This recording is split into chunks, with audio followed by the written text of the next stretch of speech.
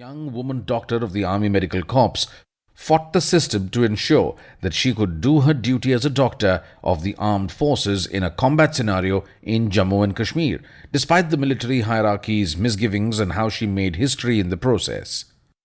Jai Singh is based on an episode narrated to me by Nayak Jai Singh of the 16th Cavalry in 2010, while we were both waiting to have our artificial limbs repaired at the Artificial Limb Centre, Pune. The story brings home to the reader the futility of war, the effects of war on families, and what they can do to achieve positive outcomes from the tragedies that war can cause. The Bent Bayonet highlights the importance of discipline in conquering fear. The story narrates how soldiers of a battalion in a Sikh regiment implicitly follow the orders of their commanding officer to the detriment of their own safety. This story was narrated to me by Colonel Jagjit Singh, who was commanding 17 Sikh at that time. It's Never Too Late is a narration of the air raid on Pakistan's airfield at Sargodha in 1965, led by Wing Commander O.P. Taneja, VrC.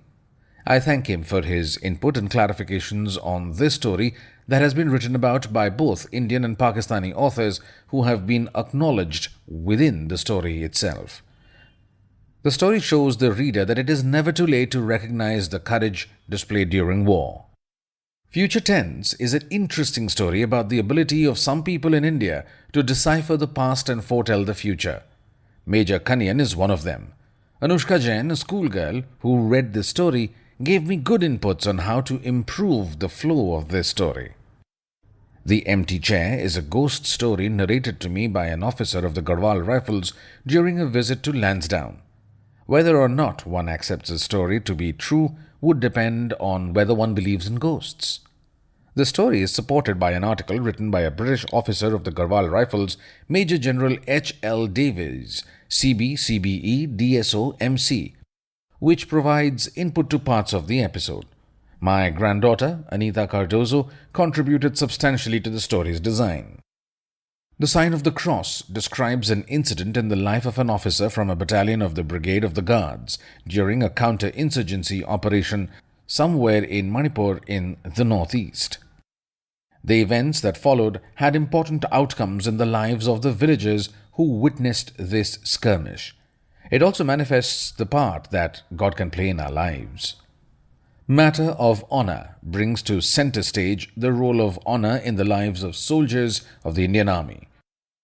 This story highlights the importance of honor among the soldiers of a battalion of the Rajputs, which motivates them to place courage beyond fear and duty above death. Regimental Bonds tells us the story of a third-generation soldier killed in combat while serving with the 1st Battalion, the 5th Gorkha Rifles, FF. The story recounts how this mother copes with the situation in order to keep the link between family and battalion alive. Answer to a Prayer is all about faith, or the lack thereof, in the Almighty and how God sometimes answers prayers in a strange way. Destiny is a story narrated to me by my course mate, Lieutenant General V.J. Sundaram, PVSM, AVSM, VSM, about the life of his father, Captain V.K. Sundaram, MC, during World War II.